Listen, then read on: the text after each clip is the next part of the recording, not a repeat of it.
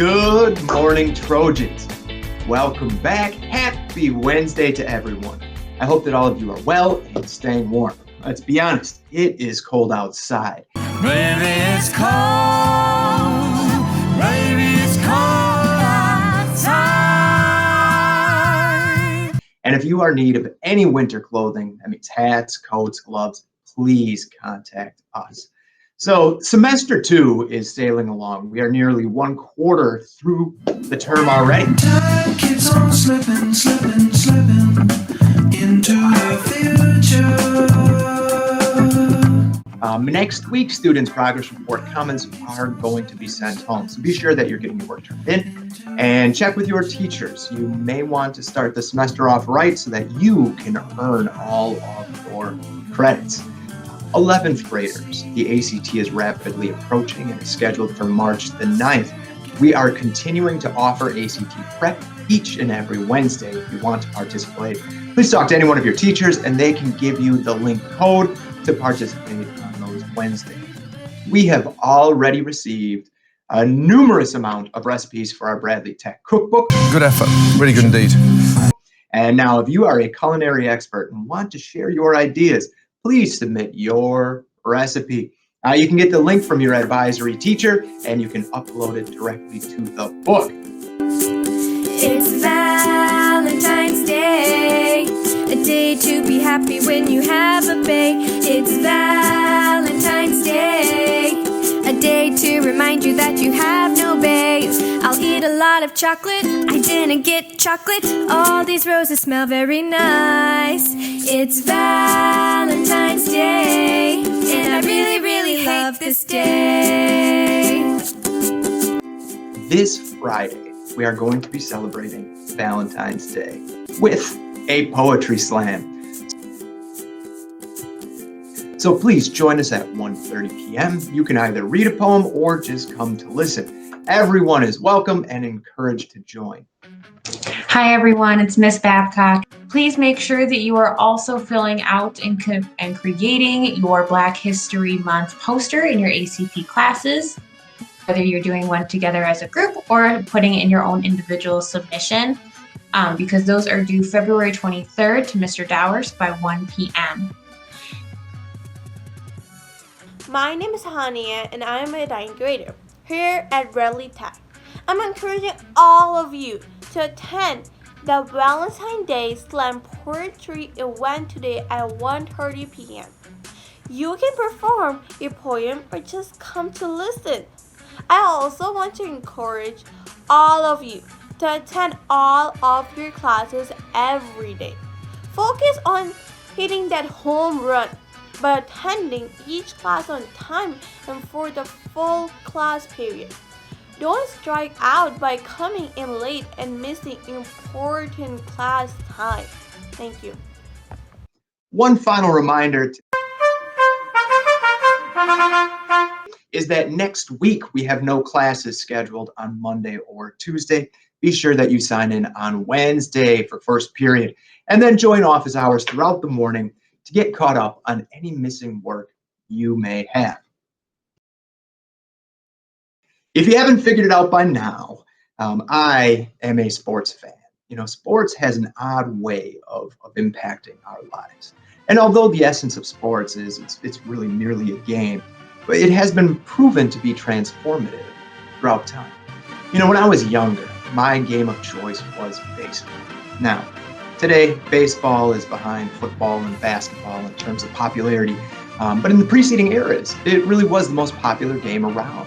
It was even referred to as America's pastime. Literally everyone was watching baseball. You know, if you go to any baseball stadium today, somewhere, you will find the number 42. The number 42 was worn by the great Jackie Robinson. He, in 1947, ended racial segregation in professional sports when he signed with the Brooklyn Dodgers. When Jackie Robinson took the field for the Brooklyn Dodgers on opening day, April 15, 1947, he forever changed the face of Major League Baseball.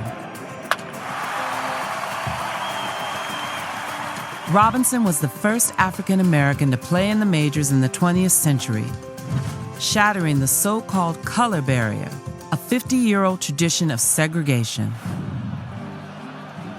Initially shunned by fans and even his own teammates, the infielder focused instead on being the best in the game.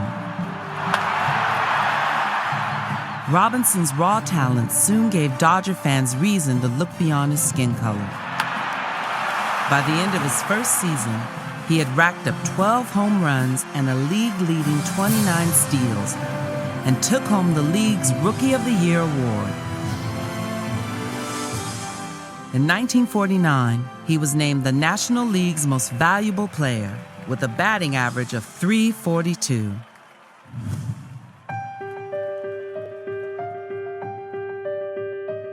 Despite his all-star status, life for Jackie Robinson was far from easy.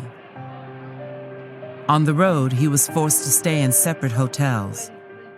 And he had agreed in his contract to turn the other cheek when faced with racial insults and threats of physical violence. Robinson kept his word and his dignity. In the decade he was with the Dodgers, the team played in 6 World Series, finally winning the championship in 1955. And it's all over but the shouting and the tumult.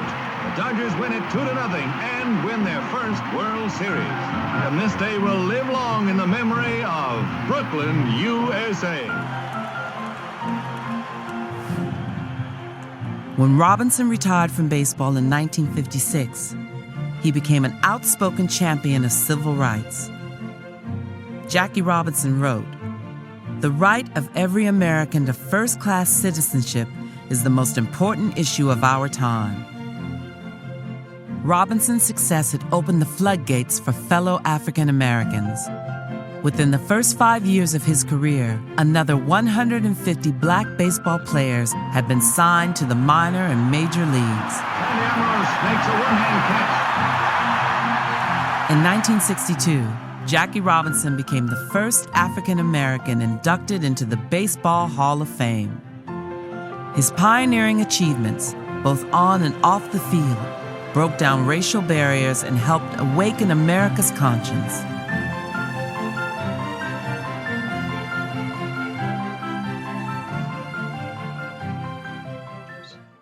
His number has been retired throughout every major league stadium, every major league team, and no one will ever wear the number 42 again.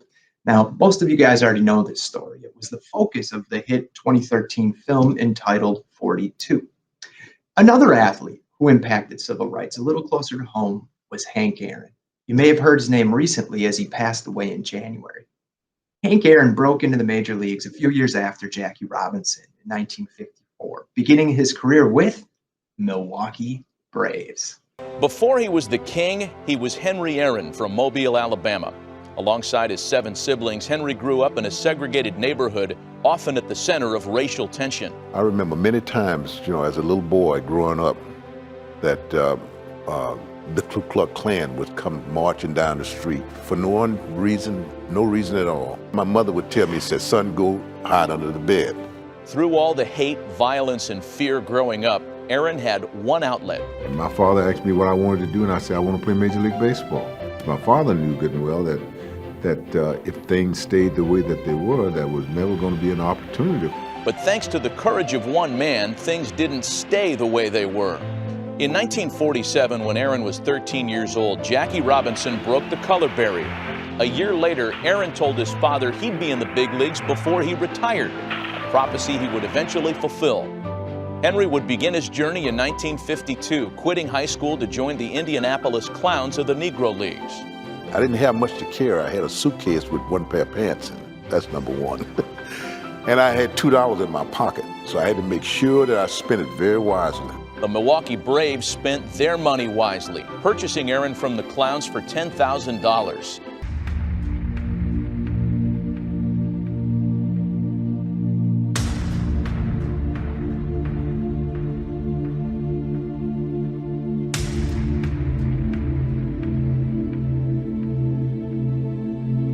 In 1953, he played for the Braves' minor league affiliate in Jacksonville, one of the first integrated teams in the Southern League. We were not able to stay with our teammates.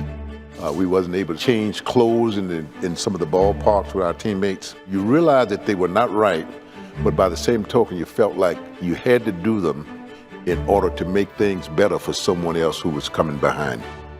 The backdrop of social injustice did not deter Aaron from excelling on the field. He won the league MVP award, earning him an invite to Braves spring training the following year. That spring, all Hank wanted was a fair shot. Just given the chance to do the same thing that they were afforded the freedom to do, then if I fail, then you can let me go, but just give me the opportunity. Aaron was given that opportunity on March 14th when he cracked the starting lineup after outfielder Bobby Thompson broke his ankle the previous day. What makes him special was that he could hit home runs. Prior to Aaron, the greatest home run hitter was Babe Ruth. He played for the Yankees and ended his career with 714 home runs. From the moment he began, Aaron was focused on breaking that record.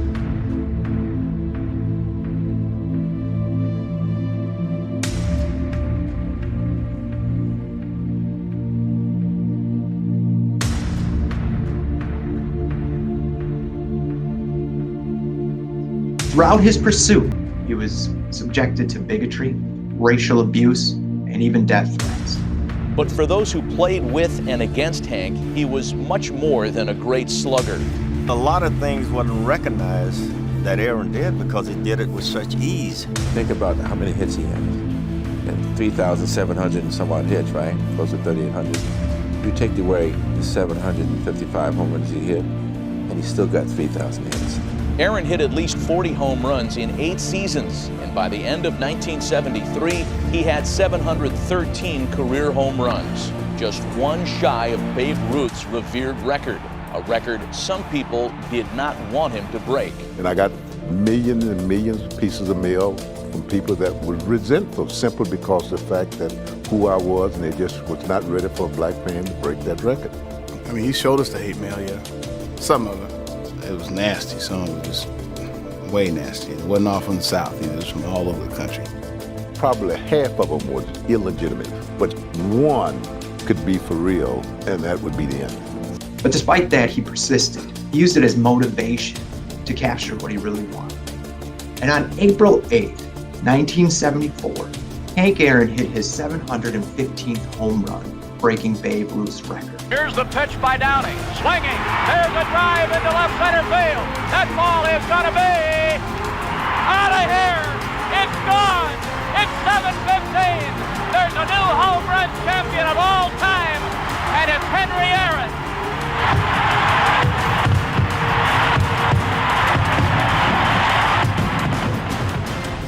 Thought about you come a long ways, baby. You know, I mean, from Mobile, Alabama, all the way to breaking one of the most prestigious records in baseball. You know, I feel very proud of myself. I don't know how my mother ever got to understand, but I guess she was bent on being out there, you know, which was fine with me, but she gave me the biggest, tightest hug I ever had in my life. I don't know how I got loose. He had tears on his cheek and tears in his eyes, and I remember being stunned. I said, Henry Aaron is crying. What a marvelous moment for baseball. What a marvelous moment for Atlanta and the state of Georgia. What a marvelous moment for the country and the world. A black man is getting a standing ovation in the Deep South for breaking a record of an all-time baseball idol. I just thank God it's all over with. Thank you very much.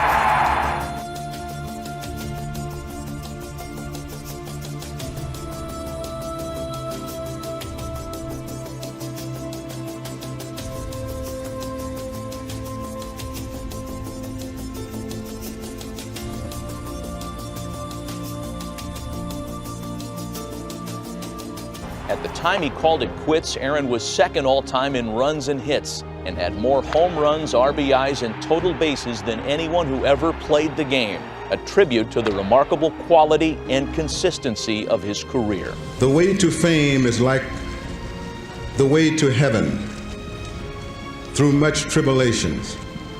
It had been for me, to quote a very popular song, a long and winding road. He was a pillar of strength, and if anybody black, white, red, or Technicolor has a problem, you can look at Henry Aaron and say, look at the strength he had. I think that people can look at me and say, you know, he was a great baseball player, but he was even a greater human being. You know, over time, the game of baseball changed. Tightening of the ball and the use of performance-enhancing drugs, Aaron's record has ultimately fallen. But if you ask any real fan of the game, Hank Aaron is and always will be the home run king.